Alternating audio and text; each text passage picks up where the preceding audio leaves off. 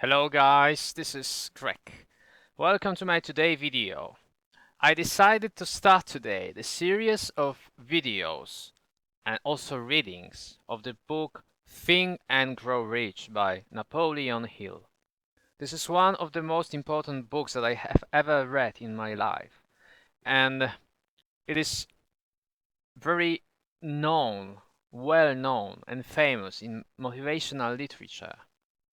Also, it reveals the rules of the law of attraction and the law of positive thinking. How to think and grow rich, how to make money, how to make wealth, how to uh, experience wealth by proper thinking. Today we will start with kind of an introduction to this book. At the beginning I will say a few words, my personal words about this book, and later I will read you the preface by the author himself, Napoleon Hill. So let's start this great journey. Also, I have this idea now. Also, I encourage you to make notes and to write down everything that sounds in your mind when you'll be listening to this recording, and listen this many times, because thanks to this the ideas that are presented here and the instructions will sink deep into your mind, and it will be easier to put them into practice. So let's start. In my opinion, the most powerful tool available to us is our own mind, and it is secret. What makes that some people throughout their lives go forward, developing, winning, and multiplying wealth and happiness, while others stay behind? We often ask this type of questions. What provides one with huge energy and makes others incompetent? What makes that one can cope with all the problems, finding his own way, which allows him to pass safely through the stormy moments in life and fulfill his most important dreams, his goals, his aspirations, while others fight and are defeated? I think that the answer is seemingly simple. This mysterious force is the ability to think properly, and strive for success. Each of us can apply this in his or her life, but we must know how to do it. And what is the secret to all of this? The secret of how to achieve a fortune is within your reach. You need to think properly and get rich. Since the time I first read this book and later started to uh, examine it and to learn from it, as I said, I very often came back and I tried these ideas to sink deeply into my mind. I started to realize and to experience in my life, to recognize the results of the proper thinking. And these results were related to attracting the proper relationships, proper friends, attracting people that helped me to develop in my business, attracting situations that helped me to start a better life, and attracting, just by mysterious way, very often, such coincidences that resulted in making me a better person, in developing myself in terms of my skills, also business skills, also online marketing skills, and of giving me more and more opportunities.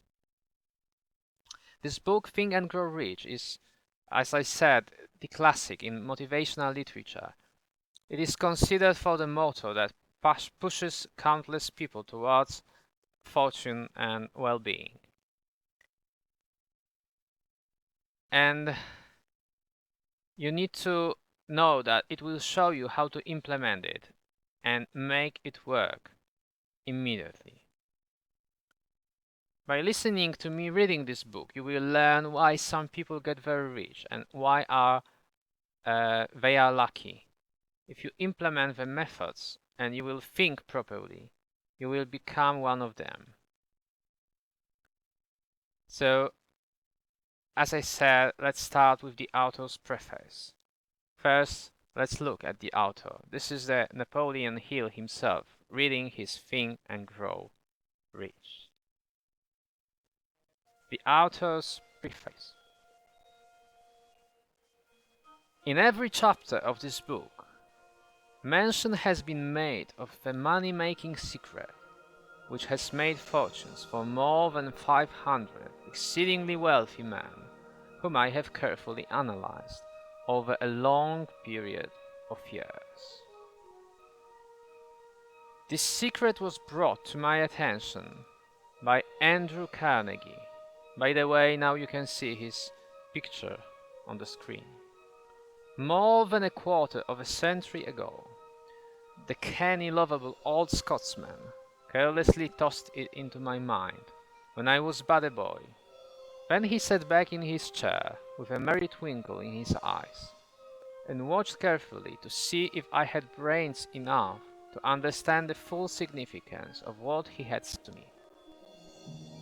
When he saw that I had grasped the idea, he asked if I would be willing to spend 20 years or more preparing myself to take it to the world, to men and women who without the secret might go through life as failures.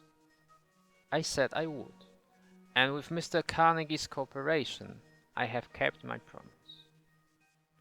This book contains the secret, after having been put to a practical test by thousands of people in almost every walk of life.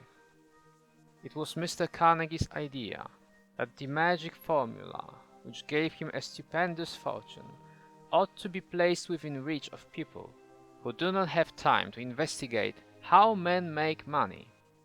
And it was his hope that I might test and demonstrate the soundness of the formula through the experience of men and women in every calling.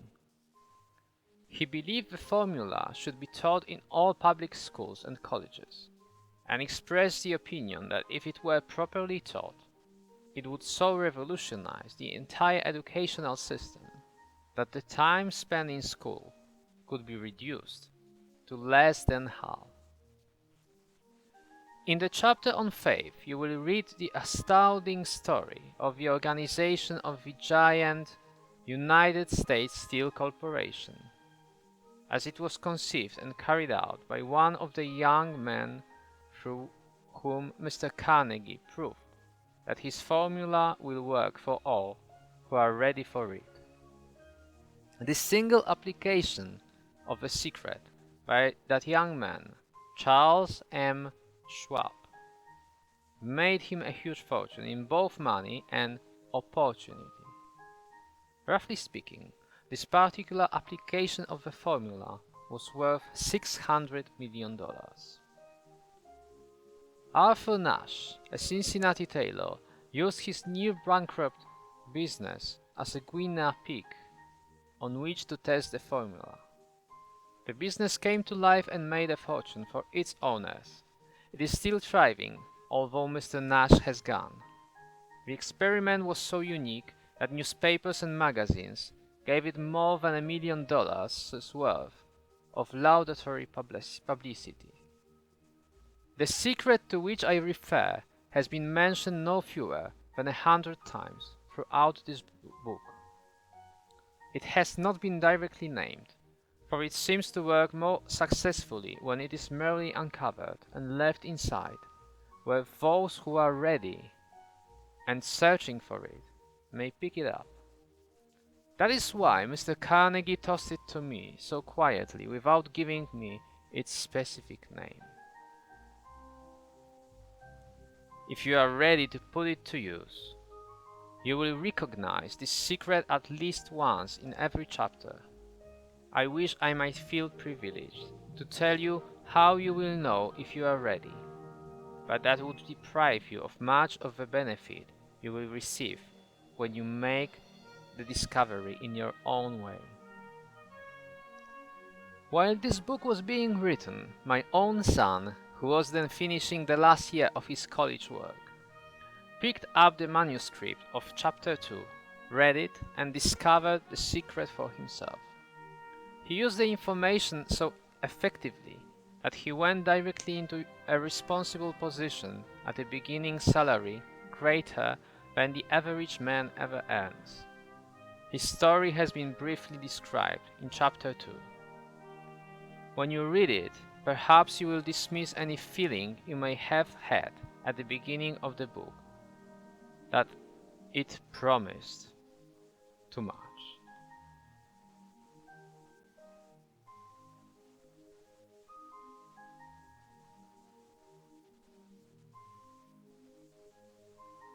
And if you have ever been discouraged, if you have had difficulties to surmount which took the very soul out of you, if you have tried and failed, if you were ever handicapped by illness or physical affliction, this story of my son's discovery and use of the Carnegie formula may prove to be the oasis in the desert of lost hope for which you have been searching. The secret was extensively used by President Woodrow Wilson during the World War.